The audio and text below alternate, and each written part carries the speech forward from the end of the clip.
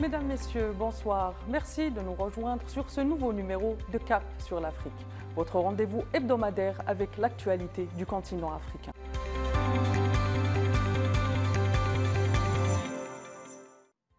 Nous sommes à moins de 10 jours de la tenue du 31e sommet de la Ligue arabe, un sommet qui sera accueilli par un des plus grands pays africains, l'Algérie. Au sein même de la Ligue arabe siègent quelques 10 pays africains. Les relations et les échanges entre les deux parties du monde figurent parmi les plus anciennes coopérations de la région. Le monde arabe et l'Afrique étant la continuité géographique naturelle l'une de l'autre, favorisant de fait des relations humaines, géographiques, socio-culturelles et permettant aussi la mise en place d'un autre aspect d'échange, les échanges économiques. Vous l'aurez compris, il s'agira pour nous ce soir d'apporter un éclairage sur les relations afro-arabes. Et pour en parler, j'aurai le plaisir d'accueillir aujourd'hui Benaouda Lebdaï, qui est spécialiste des littératures africaines, mais aussi Gamal Abina, journaliste indépendant et observateur des questions internationales, mais aussi Abdelhak Mekki, politologue. Monsieur Lebdaï, bonsoir. Bonsoir, madame. Merci de nous rejoindre sur notre plateau pour ce numéro de Cap sur l'Afrique. Avec plaisir. Alors, ma première question sera, quelle est l'image de l'Afrique dans la littérature arabe? Alors, on démarre fort là avec une question très, très spécifique. L'image de l'Afrique dans la littérature arabe, on la trouve dans la littérature égyptienne d'abord, pour parler des pays du Moyen-Orient, dans la littérature du Liban, hein, et là où on la trouve le plus, bien entendu, c'est en Afrique du Nord, donc au Maghreb, dans les littératures algériennes, tunisiennes et marocaines, mais principalement dans la littérature algérienne, vu la proximité frontalière de l'Algérie avec les pays subsahariens. Et voilà, donc l'image de l'Africain subsaharien dans la littérature arabe, elle est multiple. On la trouve d'abord sur le plan économique dans certains romans sénégalais, par exemple, ou voire maliens, car il y a toute une émigration libanaise en Afrique de l'Ouest, et donc il y a des personnages de ce type dans certains romans. Et dans la littérature de l'Afrique du Nord, on la trouve principalement dans l'image mythique du griot africain, par exemple chez Keteb Yassine ou bien chez Rachid Boujedra, voire chez Mouloud Mamri. Et donc cette image-là, elle est importante. Donc il y a deux sortes d'images, disons en gros, celle du migrant, hein, voilà, et également celle du migrant, et puis celle de l'Africain qui traverse le désert pour migrer soit vers l'Algérie, soit vers le Maroc, soit vers la Tunisie, pour rejoindre l'Europe. Donc il y a toute une littérature actuelle qui s'empare de ces problèmes-là, des problèmes des migrations principalement. Justement, vous avez parlé des migrations. Au final, est-ce que cette mobilité humaine dont vous parlez, parce qu'il est bien question de mobilité humaine, est-ce que l'histoire des deux peuples n'est pas finalement une histoire de peuple avant toute chose? Mais bien sûr, vous avez tout à fait raison, dans la mesure où ce qui lie les pays arabes de manière générale et les pays africains, bien que la Tunisie, le Maroc, l'Algérie, et je le répète et j'insiste, se trouvent en Afrique, et donc c'est des littératures africaines. Et il y a une histoire commune entre tous ces pays, c'est la question de la colonisation française et de la colonisation britannique au Moyen-Orient. Donc n'oublions pas qu'au Moyen-Orient, c'est principalement la colonisation britannique, d'où le fait qu'il s'exprime au-delà au-delà de l'arabe en anglais, et comme dans certains pays anglophones africains, et l'Afrique du Nord sur le plan linguistique par rapport aux Français que l'on retrouve bien entendu au Sénégal, au Bénin, au Mali.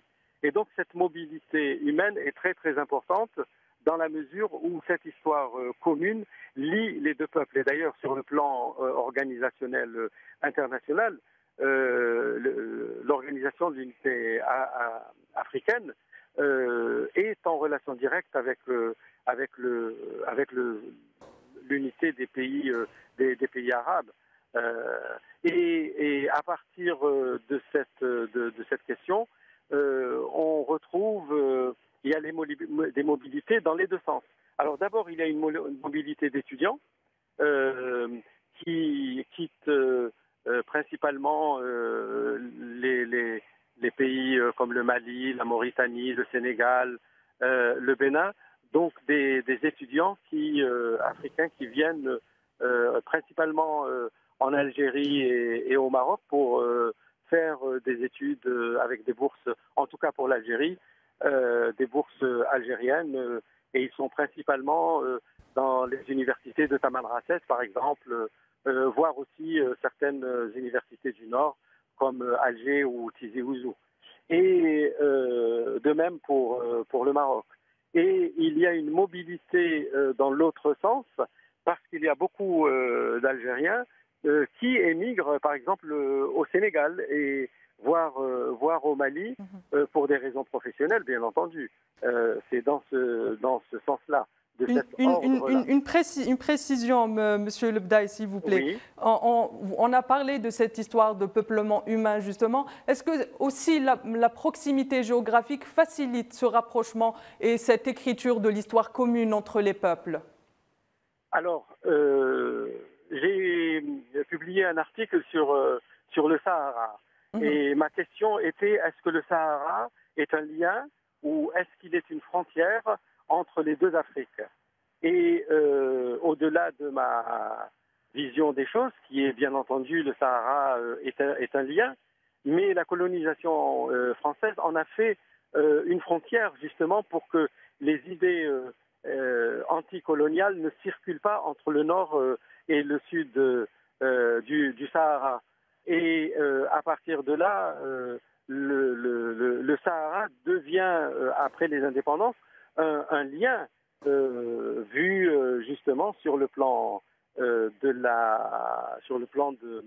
réseaux routiers, par exemple.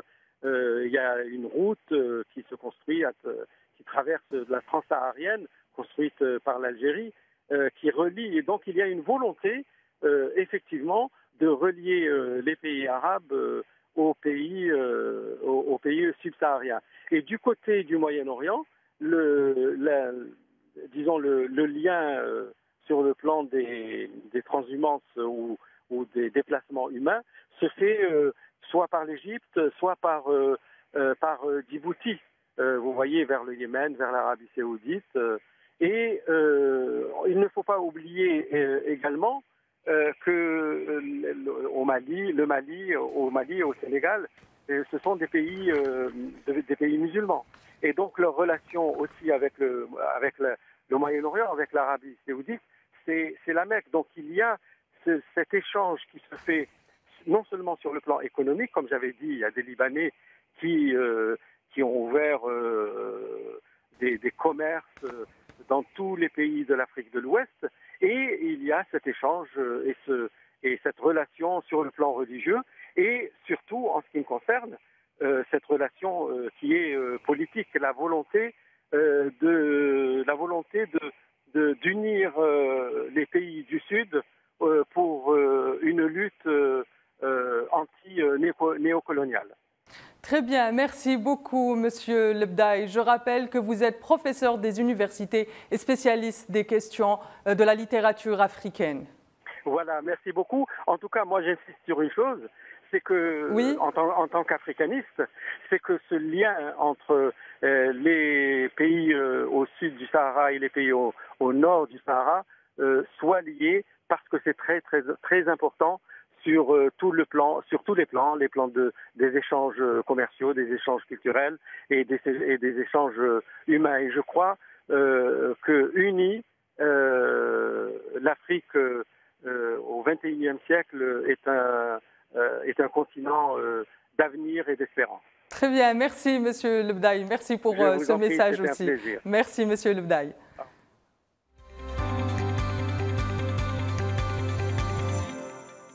On entame la deuxième partie de notre émission et je commence avec vous, Monsieur Abdelhak Mekki. Abdelhak Mekki, vous m'entendez? Oui, je vous entends. Bonsoir, merci de nous accompagner.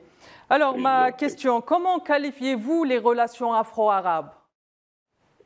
Écoutez, les relations afro-arabes, d'abord, elles sont anciennes, très anciennes même, c'est-à-dire même avant la colonisation. Par exemple, déjà au moment de l'islam, les fidèles ont été conseillés par le Rasul d'aller à Habasha, donc en Afrique. Et donc, on a une relation très, très, très ancienne avec les pays africains. Seulement, bon, ces relations se sont raffermies, même pendant les colonisations, que ce soit britanniques ou autres, du fait qu'il y avait des relations transsahariennes, aussi bien sur le plan commercial que sur le plan de la circulation humaine, globalement.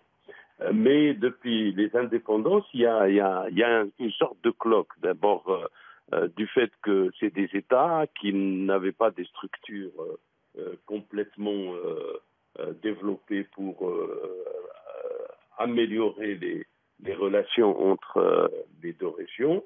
Et puis bon, on est obligé, lorsqu'on parle du monde arabe, on est obligé de faire une distinction entre les pays du Moyen-Orient et les pays de l'Afrique du Nord, précisément, qui font partie de l'Afrique, qui sont africains. Et là, c'est dans les relations entre les pays d'Afrique du Nord et le reste de l'Afrique, ou l'Afrique qu'on appelle aujourd'hui subsaharienne, il y a eu un couac qui est dû un peu aux aspects culturels, c'est-à-dire la revendication des pays d'Afrique du Nord par leurs conditions religieuses, c'est-à-dire à l'islam, leur référence à la langue arabe, etc., a fait que les Africains ont eu un sentiment que les pays d'Afrique du Nord ne font pas partie vraiment de la problématique culturelle africaine. Ça n'est que depuis quelques 2-3 décennies que les choses sont, c'est-à-dire en fait, si je dois être précis, ça a commencé à changer à partir de 1973, c'est-à-dire à partir de la crise pétrolière et la manne financière qu'ont eu les Arabes globalement, même si et la Ligue arabe, par exemple, les relations arabo-africaines se sont raffermies par la création de la Banque africaine de développement. On y reviendra sur ce point dans un moment. Oui. Gamel Labina, est-ce que vous m'entendez? J'aurais une petite question pour vous aussi. À la lumière de ce que vient de nous dire Abdelhak Mekki, à votre avis, quels sont désormais les liens entre le monde arabe et l'Afrique?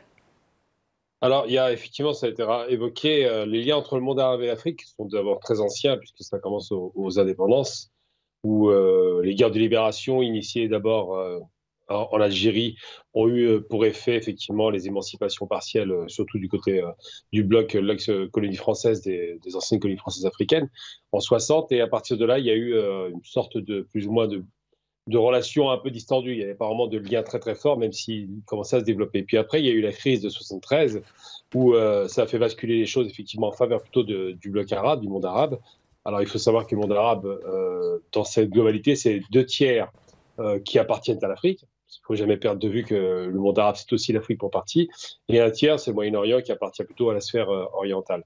Et ce monde arabe est caractérisé par effectivement une présence africaine et nord-africaine très importante, dans la mesure où l'arabité n'est pas une race, mais une culture avant toute chose. Donc on voit bien avec le Soudan, par exemple, on voit bien avec la Mauritanie, où effectivement l'Afrique est très imprégnée d'arabité et vice-versa. Et donc ces relations sont multipliées avec différentes approches, vous voyez. Donc je disais, ça s'est multiplié avec différentes approches. Et ils ont commencé à se rapprocher à partir de 1973 en faisant une première rencontre entre le monde arabe, effectivement, et une première rencontre qui a lieu au Caire en 1973. Ensuite, vous m'entendez toujours? Ensuite, il y a eu une série de 4 rencontres qui ont eu lieu, plus ou moins abouties, une à Sirte en 2010, en 2013 à Koweït, et puis ils ont tenté de faire une rencontre pour une fois dans le monde africain à Malabo. Problématique qui s'est posée à Malabo, ça a été un échec en 2016 parce qu'il y a eu la question du Sahara occidental qui a fâché quelques pays arabes qui suivaient la ligne marocaine et qui effectivement ont boycotté cette rencontre. Donc c'est plusieurs rencontres sur 40-50 ans, plus ou moins constructives, qui ont eu tendance à se distendre ces dernières années. Je rebondis sur ce que vous dites et je pose une question à M. Abdelhak Mekki. Monsieur Mekki, dans ce contexte de recherche de développement continuel, vous avez parlé de la Banque arabe d'aide au développement en Afrique. Quels sont les enjeux finalement économiques pour l'Afrique et le monde arabe? Il y a un double enjeu d'abord. Il y a l'enjeu économique global. Il s'agit en tous les cas de l'ensemble du continent africain a des problèmes structurels du point de vue économique. C'est-à-dire que si on veut mesurer le rôle de l'Afrique tout entière et même en partie avec les pays arabes du nord de l'Afrique en tant que l'Algérie par exemple exportateur de pétrole, etc., la part commerciale dans le commerce mondial est très faible. Elle est très faible parce qu'il y a d'abord des problèmes structurels, par exemple de logistique, sur les questions de transport, etc. Ce qui sanctionne en même temps le commerce interrégional. C'est-à-dire qu'il n'y a pas de grande possibilité aujourd'hui parce qu'il y a des problèmes à la fois, comme je le disais, logistiques, mais aussi un problème... Alors justement, est-ce que la ZLECAf pourrait être un avantage pour améliorer ces problèmes de logistique? Écoutez, parce que le problème existe depuis longtemps, c'est-à-dire depuis le début des indépendances. Il se trouve que les 10 pays africains arabes, comme le reste des pays africains, c'est-à-dire les 52 États africains, n'ont pas pu résoudre, en tous les cas, avoir une stratégie vraiment très constructive qui préparait justement l'Afrique à devenir une des puissances économiques dans le monde. Du fait, alors qu'il existait les négociations multilatérales au sein de l'OEA, au sein de la Banque africaine de développement, c'est-à-dire je parle au niveau de la relation arabe et africain et au niveau interafricain. Et malheureusement, il y a des problèmes, on a parlé maintenant de la question de l'eau, mais il y a des problèmes de l'eau, il y a le problème de la nature des exportations et des importations. Par exemple, l'Afrique ne peut importer rien des pays africains, des pays arabes, et inversement, parce que ce qu'elle importe, les deux régions, c'est-à-dire aussi bien arabes que africaines, importent des produits du commerce mondial, c'est-à-dire des pays européens ou des pays de l'Amérique latine ou des pays... Et donc, il n'y a pas une possibilité d'améliorer à la fois le commerce qui joue un rôle important dans la croissance régionale et même au niveau international. Par exemple, l'Afrique représente à peu près 3% du commerce mondial alors qu'elle compte 1,5 milliard d'habitants. 3% du commerce mondial sans compter l'exportation des énergies et des matières premières, Monsieur Mekki. Tout compris. Parce que en fait, la question, c'est l'importance aujourd'hui, vous le savez très bien, ce qu'importent des pays africains, c'est l'électronique, c'est tout ça. Mais donc, dans leur exportation à eux, il y a que des produits de matières premières, et donc il n'y a pas une forte industrialisation, il n'y a pas une intégration du secteur industriel. Je vous donne un des exemples qui gênent globalement les politiques de développement, c'est que au sud du Sahara, le taux d'alphabétisation est très très faible, il est de 30%, c'est-à-dire qu'on est confronté à de vrais problèmes structurels. Il n'y a pas de route partout. Si vous connaissez un peu l'Afrique, vous serez étonné. On roule parfois le plus souvent sur des pistes plutôt que sur des routes goudronnées, etc. Et donc, il y a un tas de problèmes qu'il faut résoudre, alors que l'OUA, à son époque, et puis l'UA par la suite, que la Banque africaine de développement ont souligné la nécessité justement de mettre des structures de façon à encourager les échanges entre les États africains et avec le reste du monde. Et donc, jusqu'à maintenant, depuis à peu près 50 ans ou même 60 ans, on n'est pas arrivé à faire tout cela de façon à ce que l'Afrique connaisse Très bien. un plus grand dynamisme. Merci, Monsieur Meki, qui vient de nous dresser un portrait des défis qui sont encore à relever dans le continent africain, en particulier dans la région du Sahel. Je reviens vers vous, Monsieur Abina, pour vous poser une dernière question, peut-être, si vous le permettez. Monsieur Abina, vous m'entendez? Oui, je vous entends parfaitement. Comment interprétez-vous la réaction rapide des pays de l'Union africaine quant à l'adhésion de l'entité sioniste en tant que membre observateur de l'Union africaine? Pensez-vous pas que cela peut être justement un lien et un ciment entre le monde arabe et l'Afrique? Tout à fait, parce qu'il faut se rappeler qu'avant 1973, avant la guerre du Kippour, l'Afrique avait pour partie reconnu l'État d'Israël et avait des relations diplomatiques qui étaient relativement bonnes. Très rapidement, avec cette guerre, ils se sont rendus compte qu'il y avait un problème de colonisation de la Palestine et de droits des Palestiniens qui étaient niés, et ils se sont rangés du côté de la partie arabe. La question aujourd'hui qui s'est posée par rapport au secrétaire général de l'Union africaine, qui a pris la décision tout seul, je parle donc de M. Faki, c'est de dire nous allons mettre Israël à nouveau, puisqu'il était déjà à l'époque membre observateur de l'OUA, membre observateur. C'est une façon d'intégrer Israël au sein de l'Afrique. Sauf que effectivement, il y a une réaction assez forte, d'ailleurs, des pays les plus importants. Je ne parle pas seulement de l'Algérie, évidemment, mais de l'Égypte, de l'Afrique du Sud, du Nigeria, qui se sont opposés à cela pour des raisons multiples qu'on connaît très bien, la question du droit des Palestiniens, le fait qu'effectivement, de toute façon, Israël n'est pas en Afrique, elle n'a pas à siéger comme membre observateur, d'une façon de rentrer un petit peu en catimini. Et puis surtout, c'est une façon de rappeler quand même que ces pays ont été colonisés, que la Palestine reste une terre colonisée. Donc tous ces éléments-là concourent effectivement à ce qu'il y ait un rapprochement entre pas mal de pays d'Afrique, pas tous évidemment, et le monde arabe. Le deuxième aspect qui est important, et c'est bien d'être souligné, c'est la question économique de l'intégration. L'intégration économique ne se fera que s'il y a des infrastructures. Elles sont très faibles aujourd'hui, elles se mettent en place. L'intégration économique ne se fera que s'il y a un rapport d'État gagnant-gagnant et si on développe effectivement des produits à forte valeur ajoutée. Or, l'Afrique, depuis 60 ans, n'a bénéficié que de faibles aides qui ont tout juste permis de maintenir la tête hors de l'eau. Et aujourd'hui, le monde arabe est en concurrence, il faut le rappeler, avec la Chine. C'est la Chine qui investit massivement en Afrique. La question éthiopienne a été relevée, mais c'est 5 zones économiques spéciales en Éthiopie qui sont des zones chinoises. On commence à les voir très présents un peu partout et ils investissent dans l'infrastructure. Donc il faudrait sans doute, la Chine a fait bénéficier ce même type de développement pour l'Asie, simplement. L'Asie a bénéficié de cette aide de la Chine. Aujourd'hui, c'est l'Afrique. Et le monde arabe devrait, parce qu'ils en ont les moyens économiques, ils ont un pétrole qui coûte cher, un gaz qui coûte cher, ils ont des rentrées de devises considérables, peuvent parfaitement accompagner le mouvement de développement de l'Afrique et créer des liens très forts, puisque de toute façon, historiquement, géographiquement, nous sommes liés à l'Afrique, et de façon éternelle, et tant mieux, et se rappeler tout de même, parce qu'il y a beaucoup de gens qui le vivent dans le monde arabe, je parle du monde arabe, le Maghreb, pas tellement le Machrek, que nous sommes aussi africains, c'est quand même pas rien. C'est vrai que c'est une des raisons qui fait que le monde arabe doit non seulement soutenir l'Afrique, mais l'Afrique doit soutenir le monde arabe dans ses démarches d'émancipation contre le néocolonialisme, qui est une arme de destruction massive. Et je vais reprendre les propos de Boumedienne, qui avait été tenu en son temps. Il a dit « Nous n'allons pas laisser l'Afrique tomber dans le piège du néocolonialisme économique si nous n'agissons pas ». Et c'est lui qui a proposé à l'époque de créer ces fameuses routes comme ça pour intégrer la région et de créer des produits manufacturés d'Algérie et du reste du monde arabe à destination de l'Afrique afin qu'il y ait des échanges intra-africains.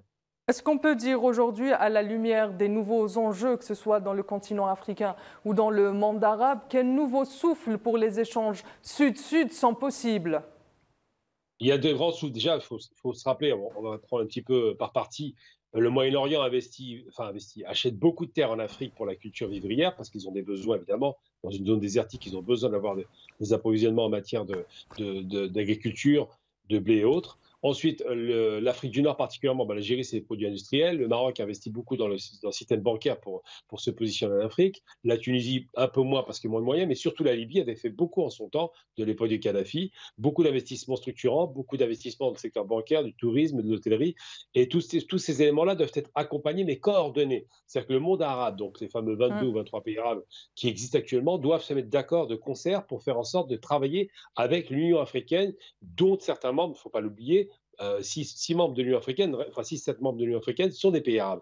Toutes ces régions-là, toutes ces raisons-là font qu'il y a une communauté de destin et la possibilité de faire converger ces développements, sachant que l'Afrique est un continent neuf, tout est à faire, et que dès que vous plantez une graine en Afrique, elle pousse, il n'y a pas de problème. Donc il faut vraiment penser en termes de projection, de développement et d'intégration régionale.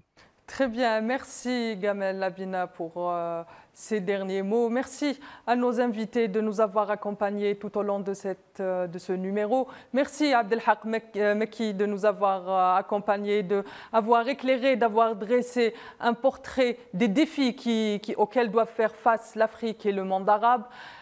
Quant à moi, je vous donne rendez-vous la semaine prochaine pour un nouveau numéro de Cap sur l'Afrique.